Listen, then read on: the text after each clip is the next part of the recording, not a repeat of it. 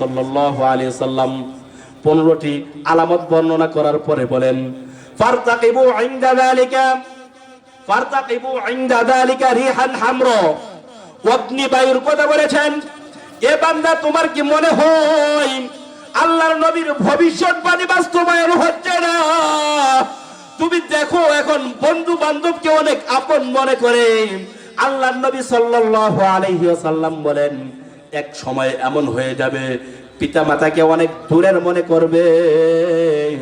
পিতা মাতা যদি কাছে টানে পিতা মাতাকে শত্রুর মতে মনে করবে, দূরের মনে করবে। কিন্তু যখন বন্ধু বান্ধব ডাক দিবেন, বন্ধু বান্ধব ডাক দেওয়ার সাথে সাথে বন্ধু বান্ধব যখন ডাক দিবে সাথে সাথে চলে যাবে। এ ভাই খুব ভালো করে শোনেন, আল্লাহর নবী সাল্লাল্লাহু আলাইহি সাল্লামের ভবিষ্যৎবাণীর সাথে মিলে যায়। এ ভাই খুব ভালো করে শোনেন, একজন সন্তান মাগরিবের পর নয়, এশারের পর নাই, যখন বন্ধু যদি রাত 11টা বাজে ডাক দেয় বন্ধুর সাথে চলে যায়। কিন্তু বাবা মা যখন তখন ডাক দিলে তাকে কাছে পায় না। কেন কাছে পায় না? বাবা মাকে আপন ভেবে নিতে পারে না। বাবা মা মূলত তোমার আপন। আল্লাহর নবী সাল্লাল্লাহু আলাইহি ওয়াসাল্লাম বলেন একটা সময় এমন চলে আসবে যেই সময় সন্তান বন্ধু বান্ধবকে অনেক আপন মনে করবে, কিন্তু বাবা মাকে এতটা আপন মনে করবে না। বাবা মাকে দূরে সরিয়ে দিবে, বাবা মাকে পর মনে করবে। ওই সময়টা অপেক্ষা করো, ফারতাকিবু ইনদা যালিকা, ওই সময়ের অপেক্ষায় থাকো। ওই সময়টা যখন চলে আসবে তখন অগ্নি বায়ু দেখেন আমেরিকাতে আগুন লেগেছে, কে লাগাইছে? কেউ তো লাগাই নাই রে ভাই, এই আগুন তো কেউ লাগাই নাই। আমার আল্লাহর সাথে নাফরমানি করার কারণে, আমার আল্লাহর সাথে নাফরমানি করার কারণে এই গজব আমার আল্লাহ দিয়েছেন। এটা বুঝার ক্ষমতাও তাদের নাই। আল্লাহ পাক রব্বুল আলামিন যখন ধরেন বান্দাকে অনেক সুযোগ দেন, কিন্তু আল্লাহ পাক রব্বুল আলামিন যখন ধরেন তখন কিন্তু ছাড়েন না। এ ভাই খুব ভালো করে শোনেন, আল্লাহর নবী সাল্লাল্লাহু আলাইহি সাল্লাম বলেন ফারতাকিবু ইনদা যালিকা, ওই সময়টার অপেক্ষা করো যখন নাকি মসজিদের মধ্যে উঁচু আওয়াজে কথা হবে, গল্প করবে। যহরাতিল কায়নাত ওয়াল মাআজিফ, গান বাজনা ওপেন হয়ে যাবে। প্রত্যেকের হাতে হাতে গান বাজনা বাজতে থাকবে, গান চলবে, বাজনা চলতে থাকবে। এত ওপেন হয়ে যাবে, কিসের বাবার সম্মান, কিসের মায়ের সম্মান, কিসের মুরব্বীদের সম্মান, কারো সম্মান করা কোনো দরকার নাই। গান বাজনা হাতে নিয়ে রাস্তাঘাটে মুরব্বীদের সামনে দিয়েই চলবেন, এত ওপেন হয়ে যাবে। আল্লাহর নবী সাল্লাল্লাহু আলাইহি সাল্লাম বলেন এই খারাপ কাজগুলো যখন ওপেন হয়ে যাবে, এমন ভাবে প্রকাশ্যে নির্লজ্জতায় মানুষ লিপ্ত হয়ে যাবে, তখন বান্দা এই সমস্ত বিপদ আপদ গুলোর অপেক্ষায় থাকো। ফারতাকিবু ইনদা যালিকা রিহান হামরা সরসরন, এই সমস্ত বিপদ গুলোর অপেক্ষায় থাকো। এরে ভাই বিপদ যখন আসে তুমি কার দোষ দাও? বিপদ যখন আসে তুমি কার উপর চাপিয়ে দাও? বিপদ যখন আসে তুমি কাকে দোষারোপ করো রে ভাই? কাউকে দোষারোপ করার দরকার নাই। তুমি একটু ভেবে দেখো, ظهر الفساد في البر والبحر بما كسبت أيدي الناس ليذيقهم بعض الذي عملوا لعلهم يرجعون। এর বান্দা তুমি কার দোষ দাও? তোমার বাবার কোনো দোষ নাই, তোমার মায়ের কোনো দোষ নাই, তোমার এলাকাবাসীর কোনো দোষ নাই। একটু ভেবে দেখো, তুমি যে অন্যায় করেছো, অপরাধ করেছো, তুমি যে অন্যায় করেছো, অপরাধ করেছো, এর পরিপূর্ণ সাজা যদি আবার আল্লাহ তোমাকে দিতেন, তোমাকে মাটির নিচে ডাবায় দিতেন, কোনো টেরও পাইতা না। আল্লাহ পাক রব্বুল আলামিন বলেন যহরুল ফাসাদু ফিল বাররি ওয়াল বাহরি বিমা কাসাবাত আইদিন নাস, জমিনের মধ্যে যত ধরনের ফাসাদ, ফিতনা ফাসাদ, যত ধরনের অপরাধ সংগঠিত হচ্ছে, কই এই সবগুলো মানুষের হাতের কামাই। কই কেন রে বান্দা, কেন এগুলো তুমি অন্যায় করতেছো, অপরাধ করতেছো? আল্লাহ পাক রব্বুল আলামিন কিঞ্চিত মাত্র দেখাইতেছেন বান্দা যাতে তুমি সতর্ক হয়ে যাও। বান্দা তুমি যেন সতর্ক হয়ে যাও, সচেতন হয়ে যাও। কিঞ্চিত মাত্র দেখাইতেছেন আল্লাহ পাক রব্বুল আলামিন। এই বান্দা তারপরেও তুমি কোরআনের উপর বারবার আঘাত করো, নবীকে তুমি বারবার গালি দাও। নাস্তিকের গোষ্ঠী খুব ভালো করে শোনো, আল্লাহ পাক রব্বুল আলামিন সুযোগ দিতেছেন, ছাড় দিচ্ছেন, কিন্তু আল্লাহ পাক রব্বুল আলামিন যখন ধরেন 14 গোষ্ঠী সহ উদ্ধার করে ছাড়েন। কি বলেন ঠিক না? আল্লাহর ধরা বড় কঠিন ধরা। বলেছিলাম হাদিসে রাসূল সাল্লাল্লাহু আলাইহি সাল্লাম কয়েকটা কারণ বলেছেন, এর মধ্যে একটি কারণ হলো পিতামাতাকে দূরের মনে করবে, পিতামাতাকে আপন মনে করতে পারবে না, বন্ধু বান্ধবকে বড়ই আপন মনে করবে।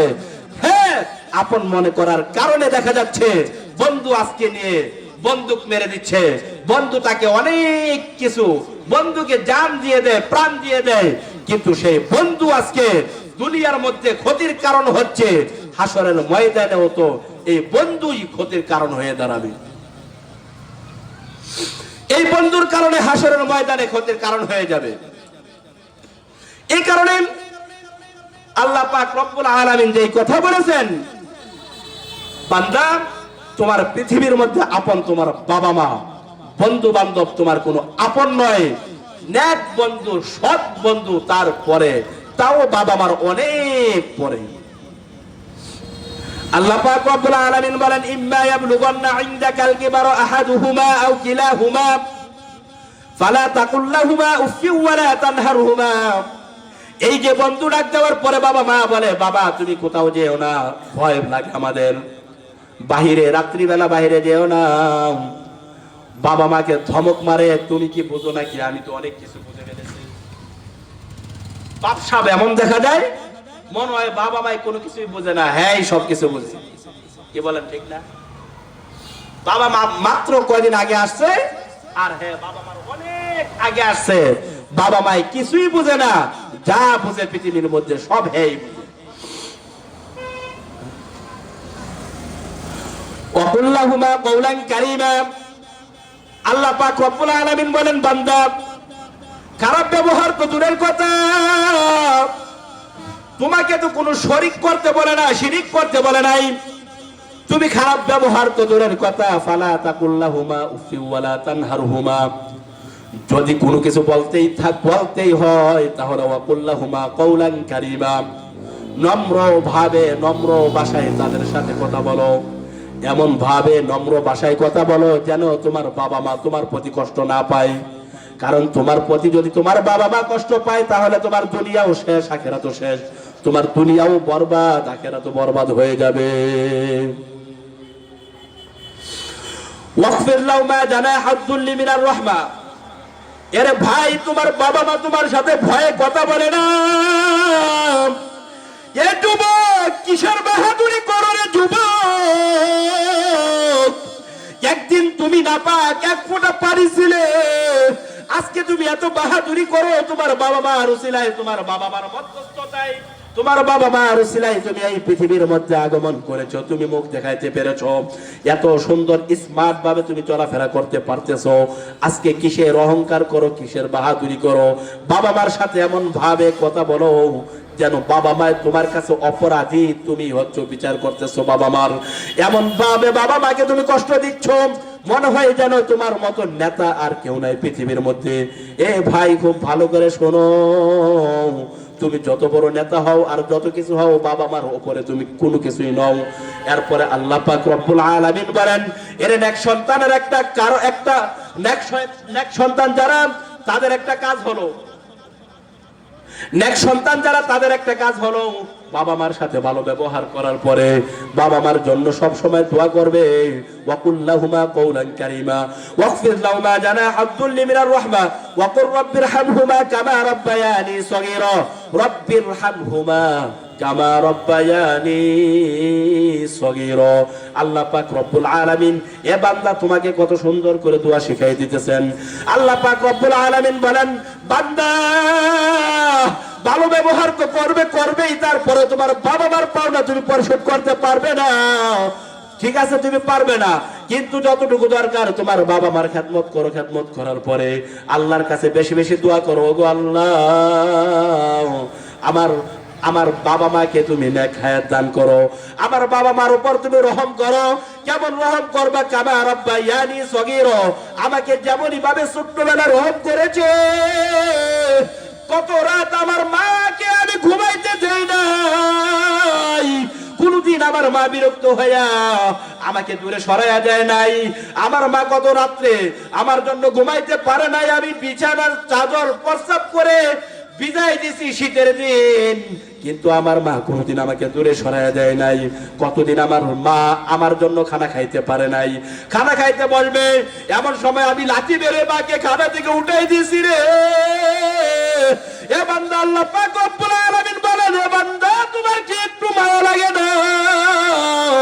এত কষ্ট করে তোমাকে লালন পালন করেছে, এত কষ্ট করেছে, 9টা মাস 9 মাস 10 দিন তোমাকে গর্ভে ধারণ করে, তোমাকে যখন গর্ভে ধারণ করে কতদিন মা খানা খাইতে পারে নাই। এরে বান্দা, এখনো যারা, এরে যুবক ভাই, এখনো যারা বাবা মার সাথে বেয়াদবি করে আছো, বাবা মার সাথে নাফরমানি করতেছো, এখনো সময় আছে, সাবধান হয়ে যাও। ঘরে গিয়ে বাবা মার পায়ে পড়ে বলো, মা আর জীবনে কোনোদিন অপরাধ করবো না, ক্ষমা করে দাও। বাবা মা কত কষ্ট করেছে একটু ভেবে দেখেন। আল্লাহ পাক রব্বুল আলামিন আরেক আয়াতে বলেন, ওয়াসাইনাল ইনসানা বিওয়ালিদাইহি ইহসানা। আল্লাহ পাক রব্বুল আলামিন ওয়াসিয়ত শব্দটি ব্যবহার করে এখানে বলেছেন, আমি বান্দা তোমাকে ওয়াসিয়ত করতেছি বাবা মার সাথে ভালো ব্যবহার করার। ওয়া ইন জাহাদাকা লিতুশরিকা বিমা লাইসা লাকা বিহি ইলমুন ফালা তুতি'হুমা, যদি তোমাকে বাধ্য করে শিরিক করার জন্য, তাহলে আনুগত্য করো না, তবে তাদের সাথে দুনিয়ার মধ্যে ভালো ব্যবহার করবে।